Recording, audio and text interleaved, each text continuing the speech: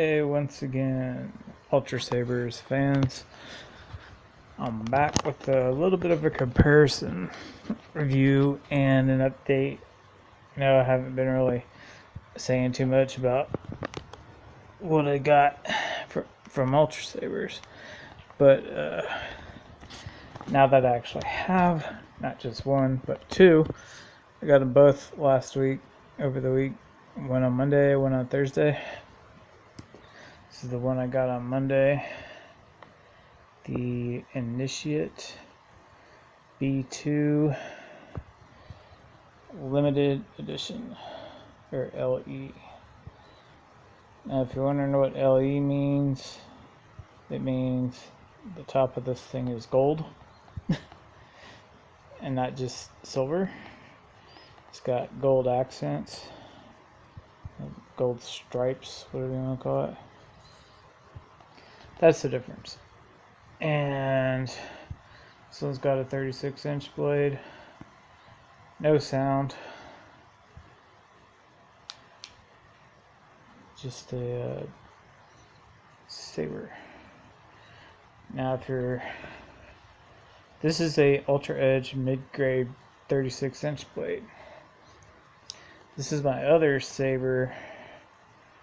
This is the Initiate, also a limited edition LEV4, and same thing. It's got silver on top, silver in the emitter, silver on the bottom. The rest of it's black. It's got a great does have a hole on the bottom. It's supposed to. It's pretty deep under there for the speaker though. It's a good couple, like an inch and a half or so.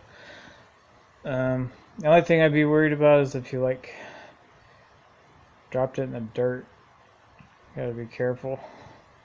So I might get a different pommel eventually. If you look at that, look at the green. And you can see right through this saber. This saber right here, the LEV4, is okay.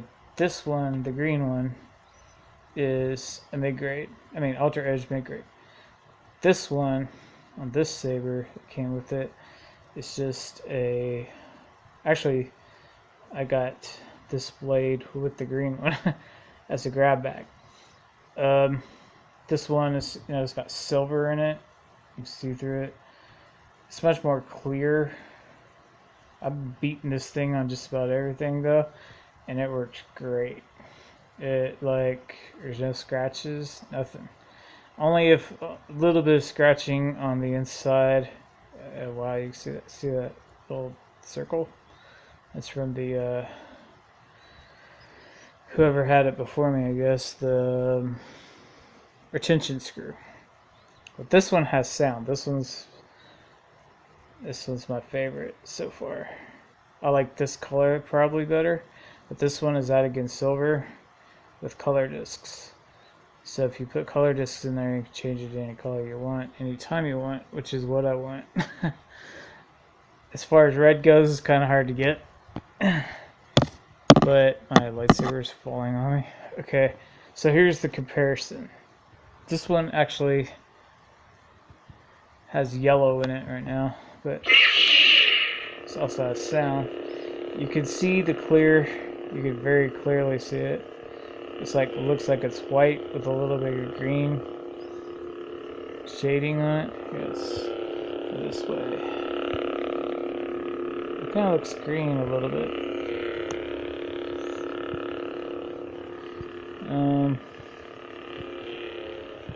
See a little bit how it's yellow in the TV, just a little bit, but yeah, see, green and yellow right there, perfect. That's what it looks like. But you can also see it there, hold it up, you don't see that line interfering on the TV there, green and yellow. So for now, since I don't really have a way to make it red, just red color disc. If you only have one, it don't work. But if you see the difference next to each other, one thing you don't want to do is you don't want to cover up the pommel. It'll overheat real quick and it'll get the discs hot.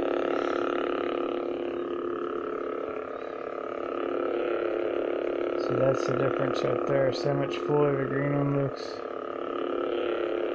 Side by side.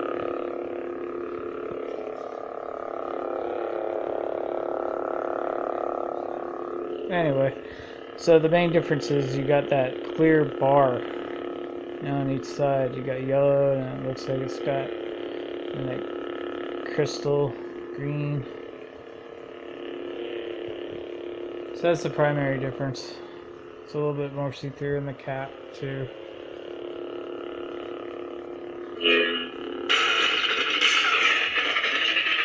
Flash sounds.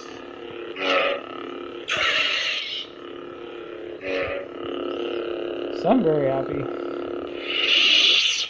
especially with the newer one. It's so much better when you got sound. It's not even funny. I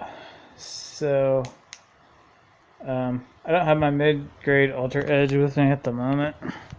It's like in the middle of the night, so it's in the box, but I'll get it out later. Maybe show you a comparison green to green. But anything you put in just a regular mid-grade is going to be more pastel looking. It's going to have a clear plastic look to around the color. It'll be brighter to some extent, in a way, like a brighter looking color, not brighter in intensity, sort of, maybe a little bit, but then the Ultra Edge makes it more full. So the mid-grade Ultra Edge, to me is just plain better. Makes a fuller blade, especially with the color discs. And so that's really what I guess I would have to say for right now. My third blade, the one that came with it, is a Ultra Edge mid-grade, but it's a 24-inch. So next time I'll compare them side to side, green to green. But the good thing about the color discs, really good, the best part is, to me, because originally I was getting green for like Ahsoka Tano type stuff. And so my Initiate LEV2 is going to be, I guess, my Longsaber, and because it's green, and hers is green, and then her Shadow Blade, her shorter saber, is more of a yellowish green. And if you put the light green version of the color disc in there, it's perfect color for that particular saber. It's the exact same color, and you can't get that anywhere else. The only way you can make that color is to get an Adigan silver with a color disc. So that's perfect. I have a perfect combination of that particular character's blades. So, and the blues, those are perfect too. Those are perfect for Skywalker. The original trilogy before they changed the blue is perfect. There's Sky Blue is one of them, and then there's another one that's a little bit like if you put a purple disc and the light blue disc, I think, or I don't remember. I think there's only really one blue disc. But yeah, purple and blue go together. It's just like Sky Blue, but it's thicker and richer, just slightly darker, which is also that's perfect for Luke Skywalker. So yeah, the blues, the greens, the yellows, even if pink, there's a hot pink pink looks pink, like bubblegum pink, kind of on the mid-grade blade, but with the Ultra Edge mid-grade, which makes it fuller, and has white in it, not silver, it looks hot pink, which girls would love that. It's also the only way you could do that hot pink or any kind of pink is to use those. So I'm really happy with that. So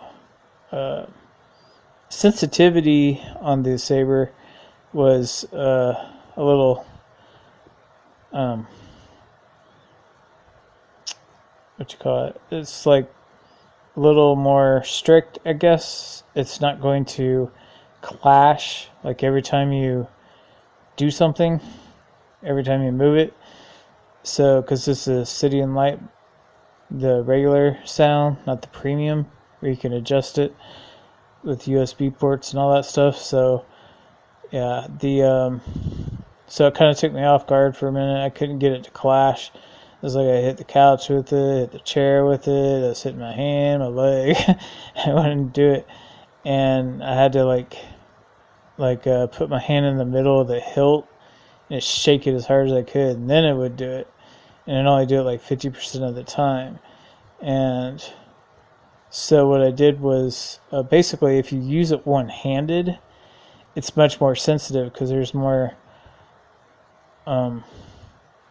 moment, I don't know, whatever. But if you do it one-handed, it gives more of a vibration when you hit something, I guess. So it's more sensitive to that. If you use it two-handed, it's kind of hard to get it to clash.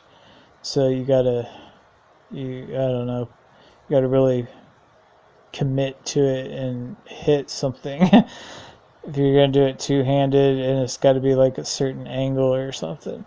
But I'm getting used to it. It's not that bad actually, like it really a whole lot. So, but I think the Hasbro ones, they would clash like on just about anything.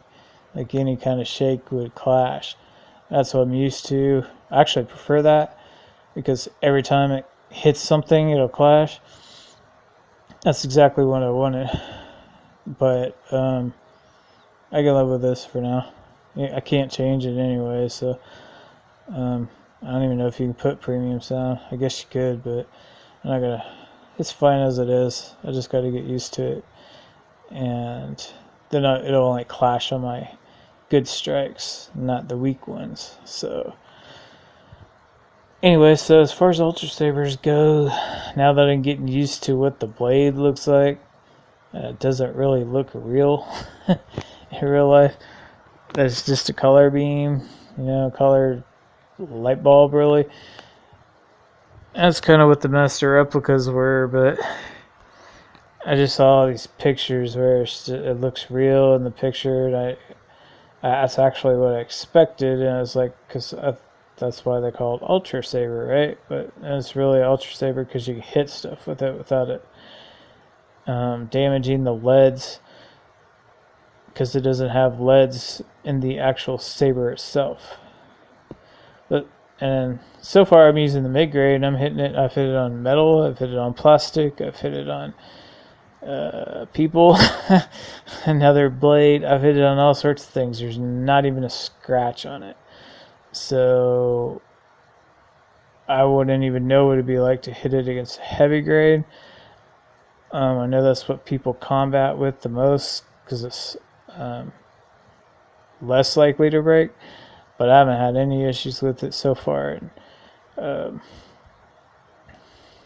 So yeah, I'm probably gonna keep on using it. That mid-grade blade, the silver, since it's not my favorite, that's what I'm going to use. I'm going to use that more often when I practice and when I battle.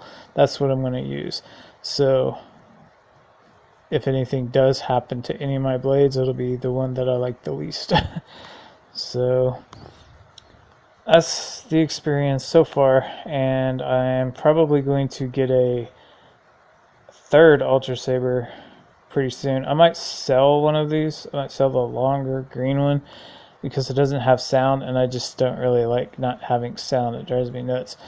So I've had offers, but unless I can get more than what I paid for it, or then I'm just gonna keep it. So yeah, or I might make a saber staff out of it. I don't really know, a coupler or something, but definitely gonna make a double saber with one of these. I just don't know which. Preferably, want both of them to have sound on my double saber. That way they'll be, it's just that much more fun. Every time you hit something, you hear something. So, that's half the aesthetic, or whatever you call it. You forget that they're just light bulbs when you got the sound. It just makes it much more realistic. Alright, well, for now, that's I guess that's it. And then I'll see you guys later. Tell me what you guys think about your Ultrasabers.